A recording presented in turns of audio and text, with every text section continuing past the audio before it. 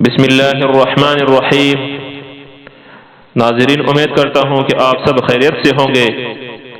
میں آپ سب کو اپنے چینل پر آنے میں دل کی گہرائیوں سے خوش آمدید کہنا چاہتا ہوں۔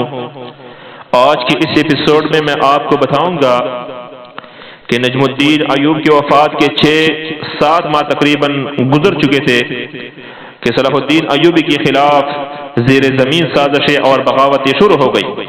پہلی بغاوت 568 ہجری سن 1172 میں ہوئی، جو سوڈان کے حبشیوں اور غلاموں نے کی تھی۔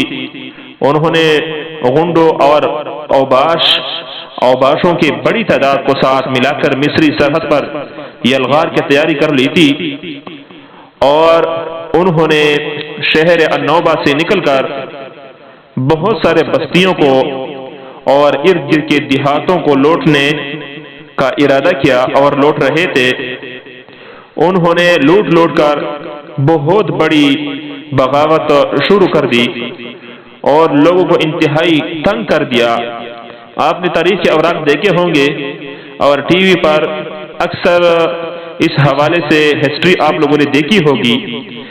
قاہرہ ایک جگہ کا نام ہے، اور اس کا جو نگران تھا اس کا نام کنز الدولہ۔ قاہرہ میں اس خطرے کے بروقت اطلاع دے دی، جس کے نتیجے میں سلطان نے شجاع بالابکی کو کومک دے کر بھیجا، مگر شجاع کے آنے تک سوڈانیوں نے اسوان کو تباہ کر کے واپس وہ جا چکے تھے۔ یہ بھی ایک شہر تھا۔ بہرحال کنز الدولہ اور شجاعی بالابک کے بالابکی لشکر لے کر ان کے تعاقب میں نکلے، اور اسی دوران سوڈانی باغی سرحدی علاقے جس کا نام سعید تھا اس پر قابض ہو گئے تھے۔ فریقین میں خونریز لڑائیاں جاری رہی، مگر حبشیوں کا زور ٹوٹ نہ سکا۔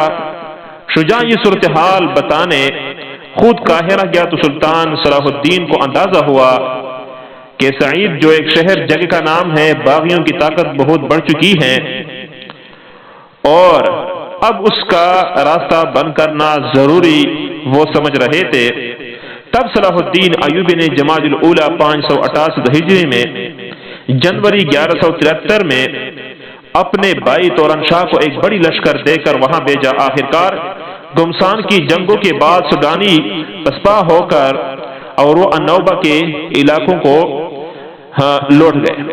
تورن شاہ نے ان کا تعاقب کر کے النوبہ کے مضافات میں چاپے مارے، ان کے قلعے ابریم کو یعنی بالکل نیست و نابود اور منہدم کر دیا، اور بہت سے قیدیوں کو آزاد کرا لیا وہاں سے۔ مگر اس فتنے کے روک تھام ہوتے ہی ایک اور بغاوت کی چنگاریاں وہاں سے شروع ہو گئی اور چنگاریاں اٹھنے لگی، جسے سابق حکومت کے وفادار امراء اور مبلغین اسے ہوا دے رہے تھے۔ وہ موجودہ سنی حکومت کو ختم کر کے ایک بار پھر دولت عبیدیہ کا احیاء چاہتے تھے۔ ان کا سربراہ عبیدیوں کا داعی الدعا حاجی ابن عبدالقوی عبدالجبار بن اسماعیل بن عبدالقوی تھا۔ اسے ابن عبید کے محلات میں مدفون خزانوں کا پتہ بھی معلوم تھا۔ دوسرا اہم رکن عبدالصمد کاتب تھا، جو صلاح الدین کی حکومت کا اہم عہدیدار تھا۔ تیسرا قاضی اویرس تھا، جو سرکاری دفاتر کا منتظم ہونے کے ساتھ ساتھ محکمہ قضاء میں بھی جو فیصلے سنایا کرتے ہیں اہم عہدے پر تھا۔ چوتھا رکن قاضی ابن کامل تھا، جو بنو عبید کے دور میں قاضی القضاء رہا تھا۔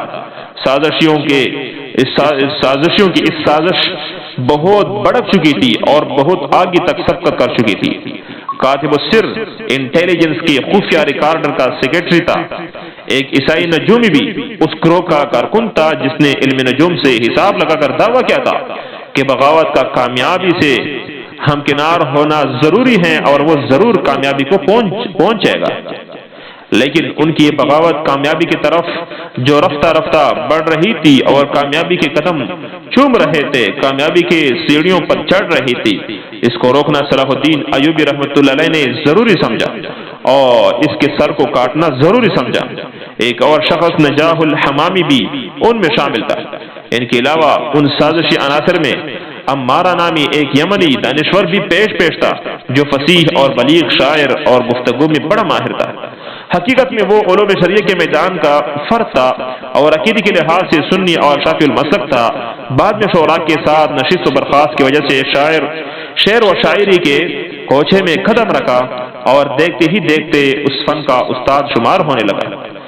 حافظ ذہبی رحمۃ اللہ علیہ نے اس کے بارے میں لکھا ہے، وہ یمنی اور شافعی المسلک تھا، اس کا دیوان مشہور ہے۔ 515 ہجری میں پیدا ہوا اور زبید میں علم فقہ حاصل کیا۔ لیکن فرماتے ہیں کہ حضرت ابوبکر صدیق رضی اللہ عنہ اور عمر فاروق رضی اللہ عنہ کے بارے میں اس کا اعتقاد واضح تھا۔ صالح بن رزیق نے اس سے پوچھا، آپ ابوبکر صدیق اور عمر بن خطاب رضی اللہ عنہم اجمعین کے بارے میں کیا کہتے ہیں؟ عمارہ نے کہا، اگر وہ نہ ہوتے تو اسلام باقی نہ رہتا۔ ابن واصل نے عمارہ کے بنو عبید سے دوستی کی وجہ یہ لکھی ہے کہ وہ یمن سے مصر آیا تو بنو عبید نے اس کی بہت قدردانی کی اور بڑا مرتبہ دیا اسے، اس لیے وہ ان کا وفادار بن گیا، کیونکہ انسان احسان کا غلام ہوتا ہے، مگر وہ ان کا ہم مذہب نہیں بلکہ سنی اور شافعی تھا۔ آگے چلتے ہیں۔ ان سازشی عناصر نے سیافان، سوڈانیوں، شامی محل کے ملازموں اور سب سے بڑھ کر خود صلاح الدین ایوبی کے سالاروں اور سپاہیوں کی بھی ایک اچھی خاصی تعداد کو اپنا ہم نواب بنا لیا تھا۔ تاہم ایسا لگتا ہے کہ منصوبے کی تفصیلات سے سب کو یکساں طور پر آگاہ نہیں کیا گیا تھا۔ تورن-شاہ کی یمن روانگی اس منصوبے کے پہلے مرحلے میں عمارہ نے صلاح الدین ایوبی کے مارے کے ازما بائی تورن-شاہ سے تعلقات بڑھائے اور اس کے سامنے اپنے آبائی وطن یمن کے عمدہ آب و ہوا، سرسبز و شادابی اور قدرتی حسن و جمال کی مبالغہ امیز تعریف کی۔ وہاں کے شہروں کی وسعت، بازاروں کی رونق اور باشندوں کی خوبیوں کو اس شمشیر زن کے سامنے بار بار اسی طرح بیان کیا کہ تورن-شاہ بے اختیار اس ملک کو فتح کرنے کے لیے بے چین ہو گیا۔ رفتہ رفتہ عمارہ نے تورن-شاہ کو وہاں لشکر کشی پر آمادہ کر لیا اور اسے یقین دلایا کہ یمن پر قابض ہو جانے سے مصر کو بے شمار فائدے حاصل ہوں گے۔ خود تورن-شاہ بھی یہ محسوس کر رہا تھا کہ یہ بہترین بحری راستوں اور مضبوط قلعوں کی یہ سرزمین ہاتھ لگ جانے سے انہیں مستقبل میں کسی بھی خطرے سے مدافعات کے لیے ایک مضبوط مورچہ مل جائے گا۔ اس نے صلاح الدین ایوبی سے اس مہم کے بارے میں مشورہ کیا۔ گزشتہ سال جمادی الاولیٰ میں جب اس نے اسوان سے آگے بلاد النوبہ تک یلغار جو کی تھی تو فوج کے طویل سفر اور جنگی مہمات کے بارے میں اخراجات برداشت کرنے کے باوجود مہم اس لحاظ سے امید افزا نہیں نکلتی تھی کہ ان کے علاقوں سے کچھ معاشی عسکری مفادات ہاتھ نہیں آئے تھے۔ تورن-شاہ ان علاقوں کو ان کے حال پر چھوڑ کر صرف مال غنیمت کی غلام اور باندیوں کو لے کر واپس قاہرہ آ گیا تھا۔ اس تجربے کے بعد اب اس کا اتنا دور کسی نئے مہم پر نکل جانا مصلحت کے خلاف تھا۔ اگر ان کا باپ ایوب زندہ ہوتا تو وہ غالباً اس کی اجازت نہ دیتا۔ بہرحال تقدیر غالب آئی، ایوب نے آسانی سے اجازت دے دی، جس کی ایک وجہ یہ بھی تھی کہ ان دنوں یمن پر عبد النبی بن مہدی نامی ایک مرتد کا تسلط تھا جو خود کو تمام بری نوع آدم کا نجات دہندہ باور کراتا تھا۔ صلاح الدین ایوبی کو جب سے یہ حالات معلوم ہوئے تھے وہ اس فکر میں تھے کہ کسی طرح اس بدبخت کو کیفر کردار تک پہنچایا جائے۔ چنانچہ جب تورن-شاہ نے یمن جانے کی اجازت مانگی تو انہوں نے فوراً اسی مہم کی تاکید کی اور ساتھ ہی رجب میں 569 ہجری کو مارچ 1174 کے آغاز میں تورن-شاہ قاہرہ سے یمن کی طرف نکل گیا۔ پہلے وہ جہاز پہنچا اور مکہ معظمہ میں حاضری دے کر عمرہ ادا کرتے ہوئے یمن کا رخ کیا۔ اس کا لشکر بری اور بحری یعنی خشکی اور تری دونوں راستوں سے آ رہا تھا، زمین پر بھی اور سمندر پر بھی۔ شوال میں تورن-شاہ نے مہدی کے مرکز زبید پر قبضہ کر کے اسے گرفتار کر لیا، بعد میں اسے قتل کر دیا گیا۔ جلد ہی مصر کے رہنے والے فوجی تھے، انہوں نے عون اور صنعاء جیسے اہم شہروں پر وہ لوگ قابض ہو گئے۔ کچھ ہی مہینے گزر چکے تھے کہ ان مہینوں میں جو مہینے ابھی چل رہے تھے اور ان لشکروں کے آمد چل رہی تھی کہ چند ماہ کی تکاوٹ اور تکا دینے والی مہمات کے بعد مصری فوج نے یمن کے تمام شہروں، قلعوں اور بندرگاہوں پر قبضہ کر لیا۔ ان فتوحات کی خبر مصر، شام اور بغداد میں پھیل گئی اور ہر طرف تورن-شاہ کے کارناموں کی تعریف ہوئی۔ اس نو مفتوحہ ملک میں سلطان نور الدین اور خلیفہ بغداد کے نام کا خطبہ شروع کر دیا گیا۔ اس کے باوجود یمن مصر کی حکومت کے لیے کسی غیر معمولی فائدے کا ذریعہ نہ بن سکا۔ توران شاہ کو بھی جلد ہی یہ اندازہ ہو گیا کہ یمن اتنا پرکشش نہیں جتنا عمارہ نے بیان کیا تھا، اور یہاں پر قبضہ کرنا اتنا ضروری نہ تھا جتنا کہ اسے سمجھایا جا رہا تھا۔ تاہم اسے یہ اندازہ نہ ہو سکا کہ اس کے پیچھے مصر میں کیا ہو رہا ہے جو اسے مصر سے بھگانے کا اصل مقصد تھا۔ قاہرہ میں زیر زمین باغیانہ سرگرمیاں اس دوران جبکہ توران شاہ لشکر کے ایک بڑے حصے کے ساتھ یمن کے فتوحات میں مشغول تھا، سازش عناصر صلاح الدین کو اکیلا دیکھ کر اس کے خلاف بغاوت کے ساتھ تیاری مکمل کر چکے تھے۔ وہ سلطنت کے کئی امراء فوج کے سالاروں اور فوج کے ایک حصے کو پہلے ہی ساتھ ملا چکے تھے۔ توران شاہ کے جانے کے صرف ایک ماہ بعد بغاوت کے ساری تیاریاں آخری مرحلے میں پہنچ چکی تھی۔ سازش امراء شام کی عیسائی ریاستی اور بہت سارے حکمران ان کو خطیر معاوضے کے عوض، یعنی بہت سارا ان کو معاوضہ انہوں نے مقرر کیا تھا، عوض مصر پر فوج کشی کی دعوت بھی دی چکے تھے۔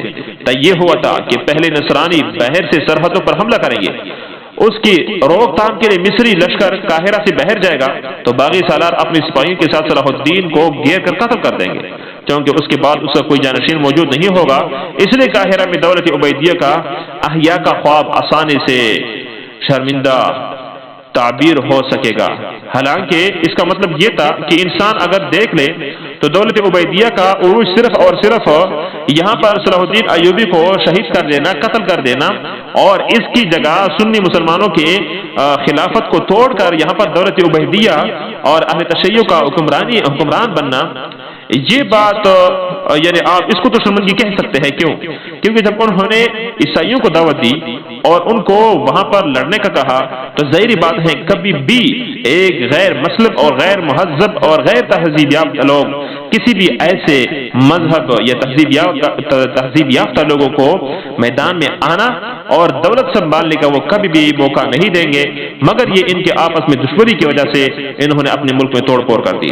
تو ناظرین، اتنی سی بات میں نے آپ کے سامنے آج رکھ دی کہ صلاح الدین ایوبی کے حکومت میں اور حکمرانے میں اور سپہ سالار ہونے میں یعنی کچھ لوگوں نے بغاوت کی، اور بغاوت کے سر فہرست حبشی غلام اور افریقی ان غلاموں کا، اور کچھ وہ عمراء جنہوں نے رشوت کھا چکے تھے اور پیسے لیے تھے، اور کچھ معاوضے کی خاطر انہوں نے اپنے اس بہترین لیڈر اور بہترین ہیرو کے ساتھ انہوں نے بغاوت کا دامن پکڑ لیا اور بغاوت شروع کر دیا انہوں نے۔ لیکن جیت تو ہمیشہ حق کی ہوتی ہے۔ اگلی ویڈیو میں انشاءاللہ ہم یہ آپ کے سامنے عرض کریں گے کہ جب خفیہ انٹیلیجنس اور اداروں نے جب صلاح الدین ایوبی کے اس خوبصورت خلافت میں مصر کے اندر ان لوگوں نے بغاوت جو شروع کی، آیا اس بغاوت کا کب خاتمہ ہوا اور ان باغی لوگوں کا انجام کیا ہوا اور کب تک وہ کامیاب رہے، کب ان کا ستارہ پلٹ گیا اور کب ان کا ستارہ ٹوٹ کر بکھر گیا اور ان کی سازش خاک میں مل گئی، اس کے بارے میں اگلی ویڈیو میں انشاءاللہ میں آپ کو بتاؤں گا۔ تب تک میں آپ سب کی دعاؤں سے اجازت چاہتا ہوں۔